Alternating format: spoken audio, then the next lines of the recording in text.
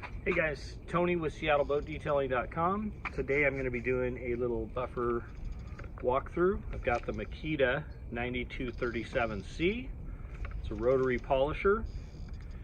And first things first, really durable machine. This one I've removed the handle from. It typically is like a hoop handle. That's good for hanging on to and kind of moving around. I've removed it so I can get into tight areas with this one and turn it and use different edges a little bit easier. Super durable, nice. I love this rubber piece that they put on both the front and the top. It's good for setting it down and being able to just keep it in place when you set it down. If it's a slick surface like on this boat here, it's really stable. One of the things I like about this machine is the different speed settings. It's got a dial control. You can go 1 through 6, and the speeds start as low as 600 RPMs at number 1 and go all the way up to 3200 RPMs at number 6. And I really like that about this machine because my other rotary that's similar to this, the DeWalt, does not go down to 600, and I really like having that very low speed. As far as speed goes, this one has what's called a soft start. So when you pull the trigger, it gradually brings it up to speed. I like that feature. Also with the trigger, if you have it set to, let's say, 3, the top speed is going to be 1500 RPMs, but you can still go lower than that by holding the trigger in less. So I can keep it down at 1000 RPMs just by having a little throttle control with the trigger there. So like I said, this has a soft start. I'm going to go ahead and start it now. So if you're watching this at night, you might want to turn it down. I'm going to keep this full so you can hear how loud it is and how the soft start sounds. Okay, so right now I've got it set at 1. If you hear some rattling in this one, I think this one got dropped off of a ladder or something and maybe the bearing got damaged. So not Makita's problem, definitely a user error issue on my part. Let me go ahead and dial it up to a 4. Do it again. And again, it brings it to speed but not quite full speed, and then kicks up to the highest. And here's number 6.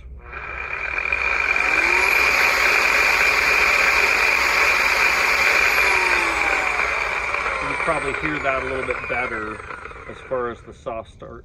I like to run my bead right on the surface.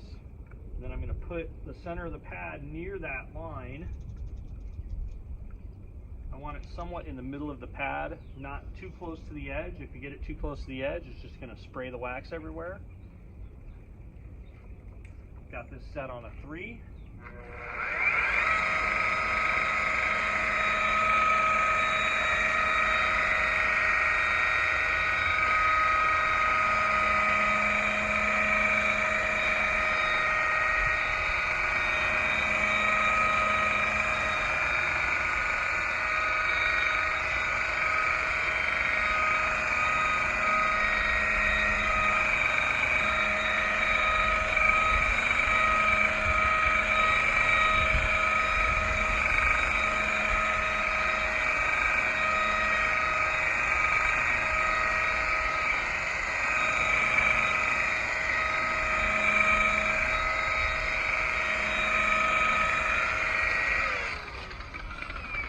Feature to it.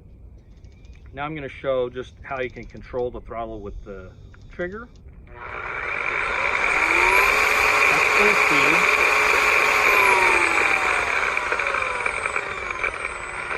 That's not full speed. Still on the highest setting, and then back up to full speed.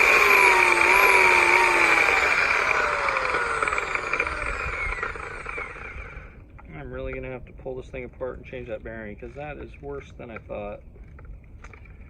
Anyway, really good machine, fairly heavy, definitely very solid, very durable, and overall just a great machine. It does have a trigger lock right here. You press the button and then use your thumb to lock that, and then hit the trigger again to release. Pretty standard with all tools. but that's how that one works. Anyway, let me know what you think of the video. If you have any questions or comments.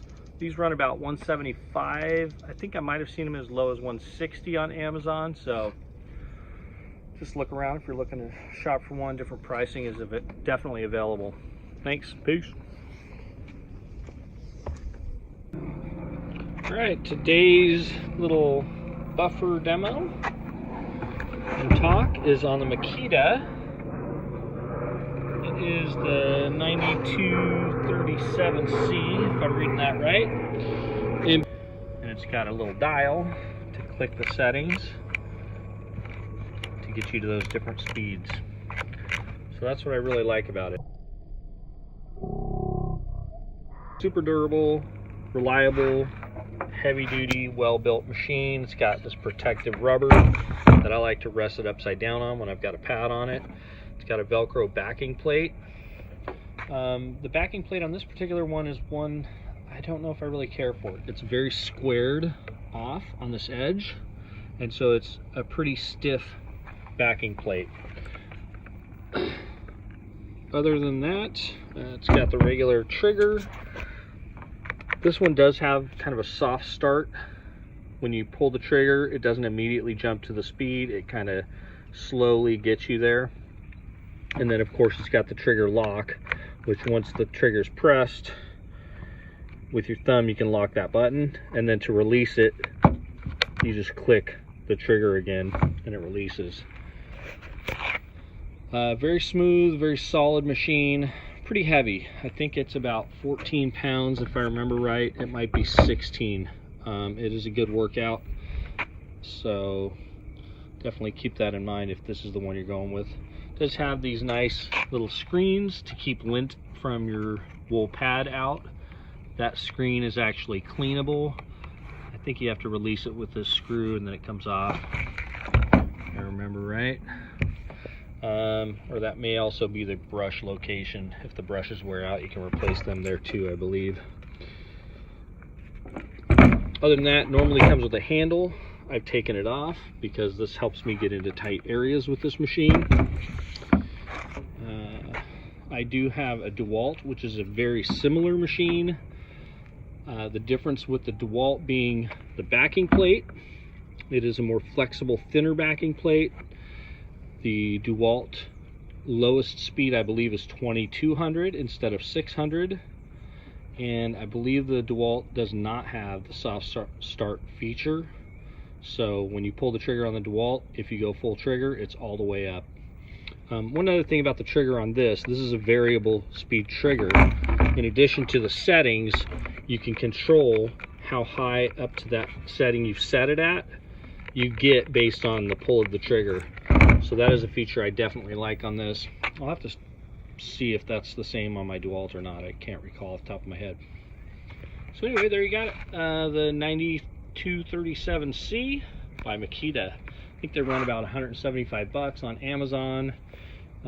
Definitely a very good machine. Highly recommend them. Mine, I think it's been dropped, but it's developed kind of a click. Hasn't affected performance, but I'm going to shoot a little bit later and you'll hear it. Kind of has a clicking when it goes around. I think this head was fell down off a ladder or something, and so it may be bent. We'll see how the durability holds up on that. If that is the case, it's probably from neglect and not from factory. So you know, when you drop it off a 6-foot ladder, shit's gonna happen. Anyway, thanks for watching. Have a great day.